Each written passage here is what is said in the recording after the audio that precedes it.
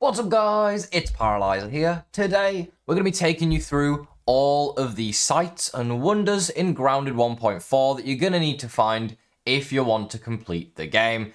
I have a whole list of them right here. I'm also going to show them all off on the map, so you guys can find them and 100% the game. You will need to find every single one of these if you want to 100% the game. They do count as part of the data in the game. It's worth noting that when you go into New Game Plus, none of these locations will disappear, so if you're going for 100% in New Game Plus 1, all of your locations from the previous regular game will carry over. They're not going to reset. We are going to start off on the map right here. I'm going to show you all the locations that are on the map. Feel free to pause at any point. I'm going to go through them one by one real quick and explain anything that you need in particular to get these. Field stations, kind of hard to explain, but most of these are going to be above ground. They're going to ping when you're near them, so you should be able to find these pretty easily. There is this one here, which is actually underground, so that one's a little bit harder to find. It's in a lava cave. There's two different entrances. You will need bombs in order to get to that one. You have another one here, again on the surface. This one's also on the surface. This one is on the surface. This one's in the haze. You'll probably need a gas mask. This one's in the sand pit. You might sizzle a bit. Behind the trash heap over here on the floor again. This one's on top of the picnic table, so you'll need a bomb to get up here or some other means to get her. You have the one on top of the log near the termite hill. Again, you can get up there very easily just by walking. We have one in the undershed, which is on top of a rock. Pretty easy to get to, but you do have to unlock the undershed to get there. This one is just on the decking. There's nothing special about this one. This one's in the Brawny Boy bin. You will need to have unlocked that by fighting wasps and getting the faction reactivity up. We do have one here in the upper yard. Again, this one's easy. This one's underneath the stump. It was actually moved since the last locations video, I believe, or since the old data video, one of the two. It's actually right here now. There is one final one in the upper yard, which is all the way up top on the wall near the wheelbarrow. This one's pretty hard to find naturally, but it is all the way up there. We have this one on top of the pagoda. It's actually not on top, it's inside of the pagoda on top of the pond. This one's actually in the upper yard as well, near the Widow Cave, just easy out in the open to find. And then one inside of the hedge as well. You can get to this via the hedge ascent, which is another location. This is by like the paperclip sort of at the hedge ascent. You just look at it and it'll eventually register. There's a juice box up in the hedge that you'll need to look at to get it to register as well. We have the flying disc, which is the big frisbee. We have the Fizzum can, which is the sort of the cola can underneath the hedge. The mixer, you will need to get all of the mixers registered just by looking at them. We have the hedge lab breach, which is kind of the big hole in the side of the hedge. And then the hedge lab itself is also a location. The Labies can inside of the water in the lower yard, another location you need to find. Rash, the big green frog, he's in the water. He is a location as well. We have the yoked girth head. This is a big ugly head just above a cave entrance that you'll need to get as a location. We have the four-leaf clover. If you're trying to get this one, you want to come into the cave, which is entrance is right about here. You'll swim down through a tunnel and you'll find a secret cave that has the four-leaf clover inside. This chop can here is right opposite the field station that it's at. We have a lemon crime puncho juice box, which you'll need to find as well. We have the squirts carton. This is a giant milk carton, which is a location. Can be a little bit difficult to get to register. We have another can and a juice box right by the oak lab here as well. Then we have the old anthill, which is a little cave entrance that has some ants inside. Nothing too crazy. We have the Tropic Cop Puncho, another juice carton near the spacer or the mysterious machine, whatever you want to call it. This is obviously one of the first locations you'll discover. And right by it is the candy dispenser.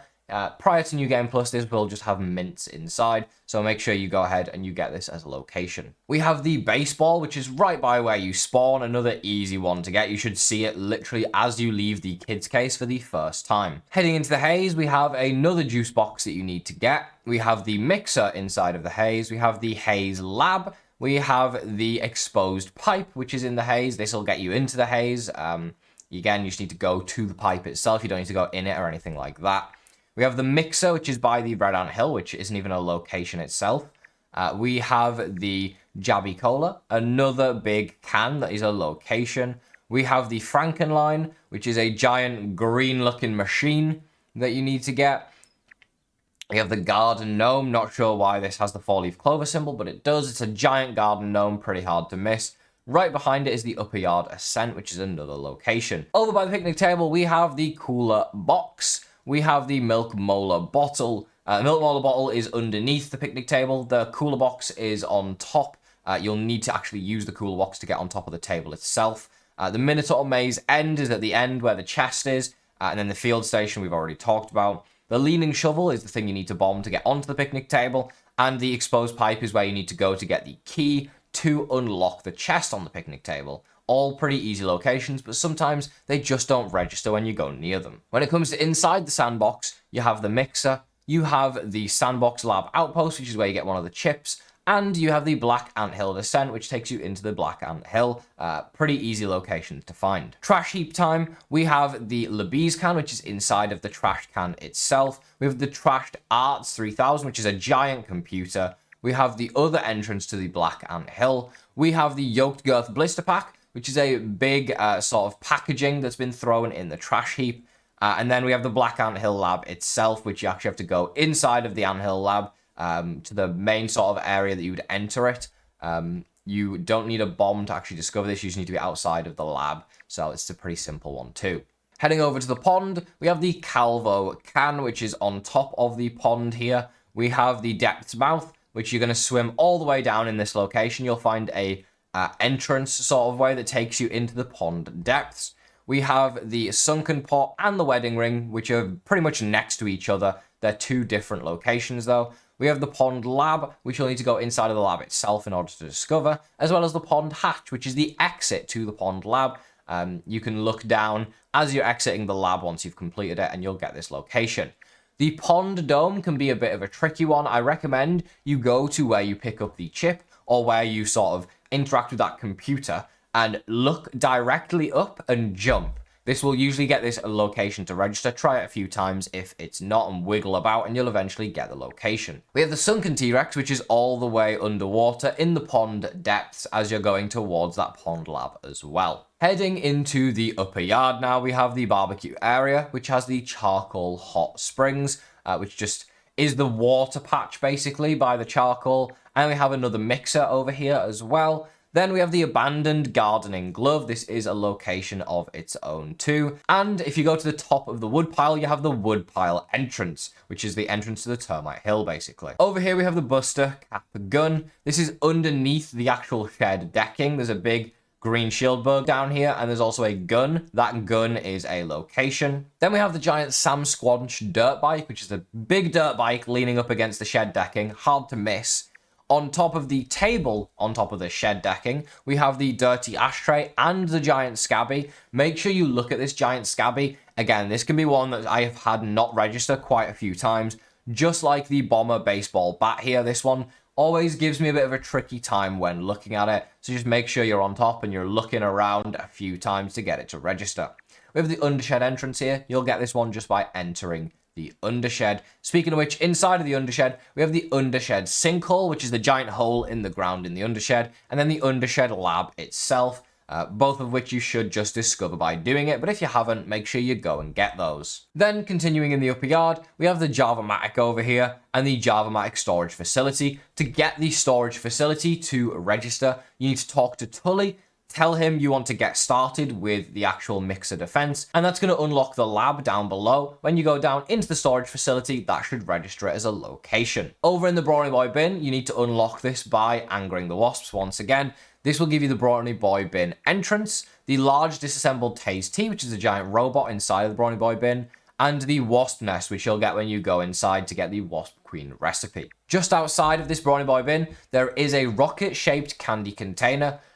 This is where the sour wormholes spawn. The name changed because it changes what candy's in it in New Game Plus, but yeah, it's a big sour rocket. It should be easy enough to find. It's out in the open, it's big and purple. Then underneath the lawnmower, we have the super mixer that spawns over here. We have the lawnmower itself as a location, and we have the lawnmower anthill, which is one of the many entrances to the fire ant hill. Heading further to the right, we have the stump lab outpost, which is the stump lab itself, as well as the stump the giant stump surrounding the Stump Lab outpost that heads down. Then we have the Yogi Swole Head. This is all the way at the bottom of the Fire Ant Hill underground, but it is visible to the surface when you're up there. We have the Wheelbarrow. This is a location of its own. It's pretty hard to miss. It's a giant wheelbarrow in the backyard. Then we have the other super mixer that spawns over here as well. We also have the Christie Doll Car, which is a big pink car that spawns at a location.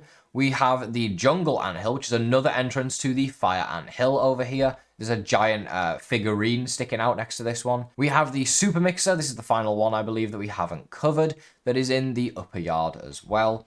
We have the Fizzum Can in the upper yard right next to the tire. And we have the Cootie Catcher, which is a big paper-looking thing that you need to find. Then we have the Remixer. This is the last grasslands location. The entrance for it is right down here in the lower yard. You go into the wall. To get this one, you will need to have done the Java-Matic, as well as the Mantis, Broodmother, and Wasp Queen to unlock the door. Once you've unlocked the door, you can head inside. This will allow you to get to the Remixer, which is a big machine that is the final location in the grasslands.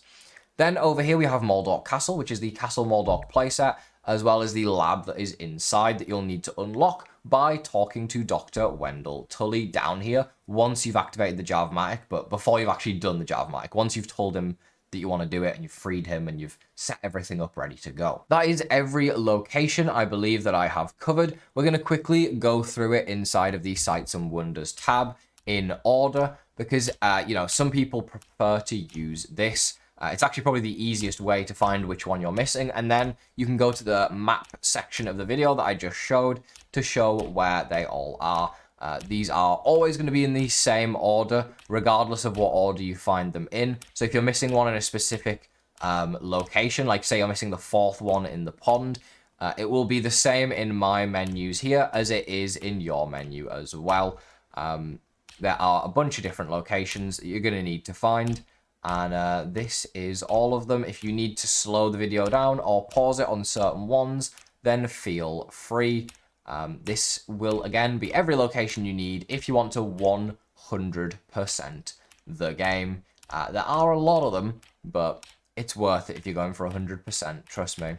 Bunch of field stations, full-size Scabby, another field. There's a lot of field stations. They're impossible to tell apart, to be honest, which is a little bit difficult if you're trying to get them all, but you basically just have to rule it out by finding all the other field stations as well, and then use the guide here to find them all. There you go. That's every single sight and wonder inside of Grounded.